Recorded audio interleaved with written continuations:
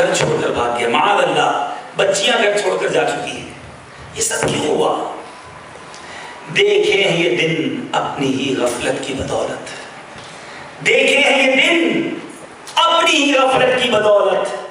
سچ ہے کہ برے کام کا انجام برا ہے. یاد رکھیے یہ ہماری غلطیاں ہیں. اپنے بچوں کو دوش بعد میں لیجیے گا، پہلے مجھے بتائیے آپ نے کیا تربیت کی ہے. ایک مجرم کو جیل کے اندر سزائے موت سنا دی گئی، لاسٹ ڈیزائر پوچھی گئی، اب تیری موت کا وقت قریب ہے، بتا تیری آخری خواہش کیا ہے؟ اس نے کہا مجھے اپنی ماں سے ملنا ہے. سوچا ہوگا بڑا نیک بچہ ہے، مرنے سے پہلے ماں سے ملنا چاہتا ہے، شاید دعائیں دینا چاہتا ہوگا.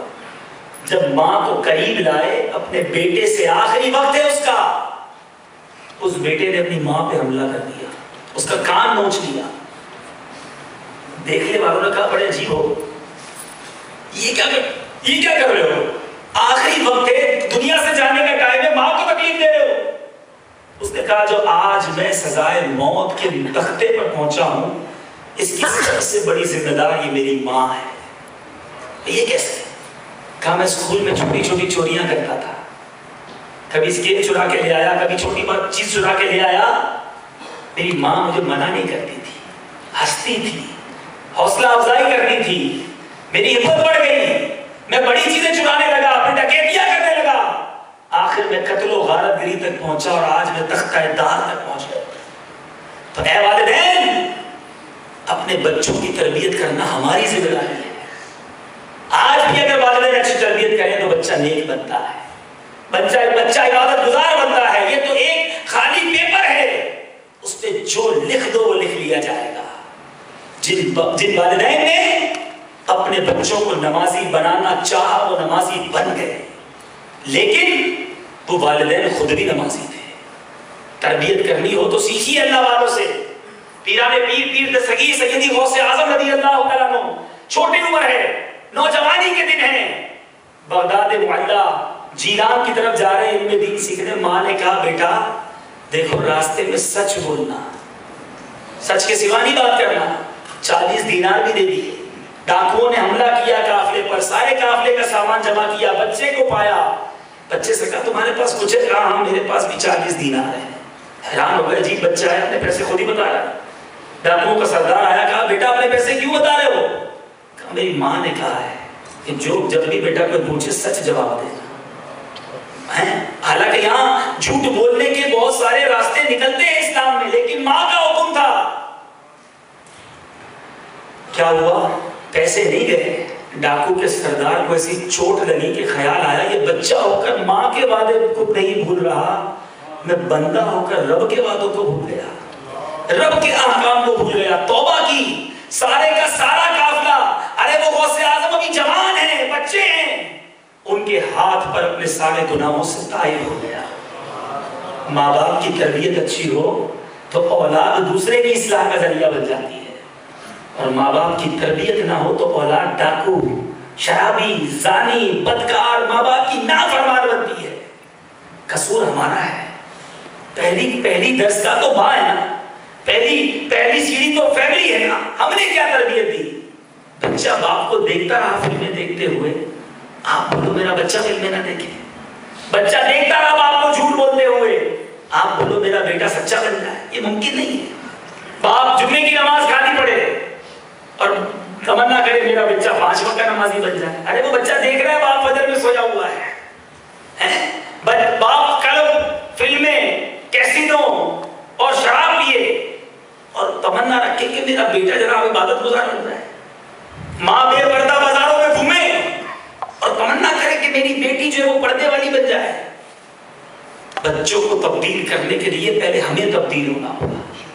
آپ جائیے، ابھی بھی آپ جانتے ہوں گے جن گھروں میں نماز ہوتی ہے پابندی کے ساتھ، ماشاءاللہ دادا دادی والد والدہ نماز پڑھتے ہیں، چھوٹے چھوٹے بچے بھی ان کے برابر میں آ کر کھڑے ہو جاتے ہیں، نماز پڑھنا شروع کر دیں. ہم کو بولنا بھی نہیں پڑتا، ان کو نماز آتی نہیں ہے، وہ یہ دیکھتے دادا کیسے نماز پڑھ رہے، سجدہ کرتے وہ سجدہ کر لیتے. وہ چھوٹی بچی دوپٹہ پہن کے آ جائے گی، کیوں؟ اس کی ماں کو وہ دیکھتی ہے کہ ماں نماز کا وقت ہوتا ہے تو جا نماز بچھاتی ہے اور نماز پڑھنا شروع کر دیتی ہے. تو پتہ چلا کہ بچہ جو ہے وہ والدین سے اثر قبول کرتا ہے، اور جن کے گھر میں گانے باجے فلمیں ڈرامے ڈانس ہوتے ہیں ان کے بچے باہر روڈ میں بھی ناچتے نظر آتے ہیں, ان کے بچے تھرکتے نظر آتے ہیں, منہ میں گانے نظر آتے ہیں, گالیاں نظر آتی ہیں. تو اے والدین, اگر آپ چاہتے ہیں کہ آپ کی اولاد آپ کی مغفرت کا ذریعہ بنے تو کیجیے اپنی اولاد کی اچھی تربیت, مگر تربیت سے پہلے اپنے آپ کو سدھاریے. اگر آپ ٹھیک ہو گئے بچے خود ہی ٹھیک ہو جائیں گے. تو آج والدین کے لیے بھی کچھ مدنی پھول میں نے عرض کیے, کچھ اولاد کے لیے بھی مدنی پھول عرض کیے.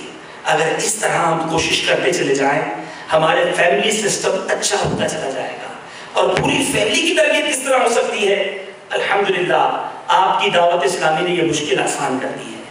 آپ کو ایک ایسا تحفہ عطا کر دیا ہے, ساری فیملی کو لے کر اس کے سامنے بیٹھ جائیے, سب کی تربیت ہونا شروع ہو جائے گی. اور وہ تحفہ کیا ہے؟ کیا ہے؟ ذرا زور سے بولیے. ہاں, بارسلونا والے مدنی چینل دیکھتے ہیں؟ کون کون دیکھتے ہیں ہاتھ اٹھائیے. سبحان اللہ, سب دیکھتے ہیں.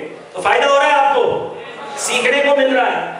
تو اب آپ اپنے گھر والوں کو بھی دکھائیں, جن کے گھر والے پاکستان میں ہیں ان کو عرض کریں وہ مدنی چینل دیکھیں. تو گھر گھر میں انشاءاللہ یہ مدنی بہار آتی چلی جائے گی, برکتیں ملنا شروع ہو جائیں گی.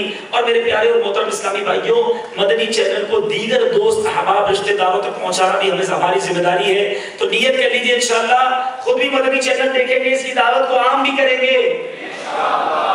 اب شب برات آ رہی ہے میرے پیارے اسلامی بھائیوں, اچھی اچھی نیتیں کر لیں, توبہ کر لیں. ہمارے اعمال نامے رب کی بارگاہ میں پیش کیے جانے ہیں. تو آج نیت کر لیں کہ انشاءاللہ آج کے بعد ہماری کوئی نماز قضا نہیں ہوگی, فلمیں ڈرامے نہیں دیکھیں گے, گانے باجے نہیں سنیں گے, اور اسی طرح رمضان کے پورے روزے رکھیں گے. میرے پیارے اسلامی بھائیوں, اچھی اچھی نیتوں کے ساتھ جب شب برات نصیب ہوگی تو انشاءاللہ مغفرت پانے والوں میں ہمارا بھی نام لکھ لیا جائے گا. حقیقی معنوں میں نیک بننا ہے. آپ اگر آج نیت کر چکے, کون کو نیت کر چکا ہے مجھے نیک بننا ہے؟ سب چاہتے ہیں نا, الحمدللہ. یہ مسلمان کا ایمان ہے. مجھے بڑا اچھا لگتا ہے کہ ایوری مسلم, ہر مسلمان کے دل میں یہ ضرور تمنا ہوتی ہے کہ مجھے نیک بننا ہے. ماشاءاللہ, اللہ تعالیٰ ہمارے اس جذبے کو سلامت رکھے. اب مجھے ایک بات بتائیں, نیک بنیں گے کیسے؟ آپ نے نیت تو ہے, جذبہ بھی ہے, دل بھی ہے کہ نیک بننا ہے, مگر نیک بنیں گے کیسے؟ یہ کیسے ہوگا؟ آپ نے بارہا دیکھا ہوگا کہ ایک نوجوان ایسی صحبت میں جاتا ہے کہ اس پہ دو سگریٹ پینے والے ہوتے ہیں, آہستہ آہستہ وہ نوجوان بھی سگریٹ پینے والا بن جاتا ہے. ایسا ہی دو شرابی ہوں, بڑا ستھرا صاف ستھرا نوجوان ہو, بار بار ادھر جاتا ہے تو کیا بن جاتا ہے؟ وہ بھی شرابی بن جاتا ہے. دوست ڈاکہ مارنے والے ہوں, تھوڑے دنوں میں پتا چلا ہے وہ بھی ڈکیت بن گیا. کیوں؟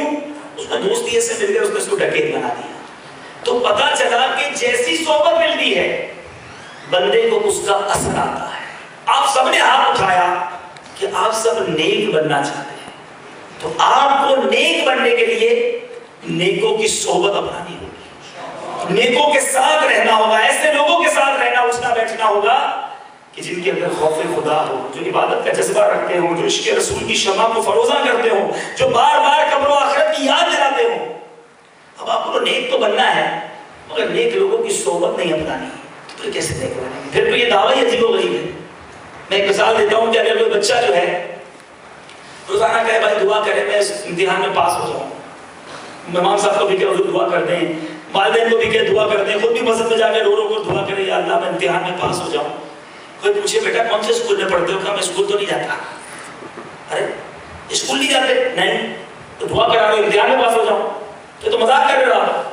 ایسا ہی نا ناراض ہو بھائی بیوقوف آدمی ہے, اسکول جاتے نہیں ہے, بولے دعا میں پاس ہو جاؤں.